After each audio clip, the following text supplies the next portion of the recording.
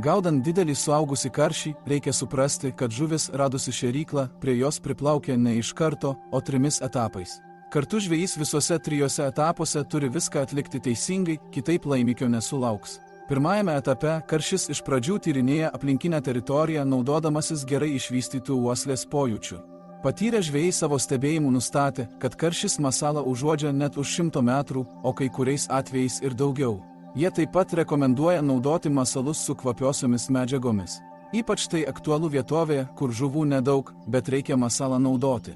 Verta suvokti, kad kvapiosios medžiagos turėtų būti tinkamas, jei jį pasirinksite netinkamai, žuvys iki gaudimo vietos neprieis.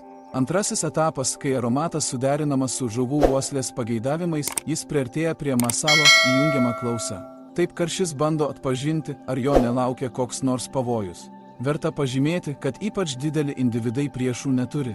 Tačiau yra aktyvūs natūralūs instinktai. Nepatyrę žvejai jau šiame etape praranda savo trofėjus, nes pašalinis triukšmas paprasčiausiai atbaido vandens gyvūniją. Net ir patyrę žvejai teigia, kad žvejojant negalima triukšmauti, pati maitinimo priemonė turi būti nedidelė, kad nekeltų nereikalingo triukšmo.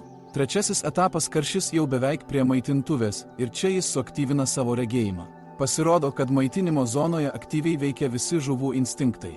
Karšis pradeda vertinti patį maistą, jo dydį ir spalvą. Jei kažkas žuviai nepatinka, jį pasišalina. Išvada daugeliui žvejų tapo atradimu, kad karšis savo pojūčius jungia ne iš karto, o etapais. Štai kodėl taip svarbu viską daryti teisingai. Kiekviename šios žuvies gaudymo etape, kad jos nepraleistumėte.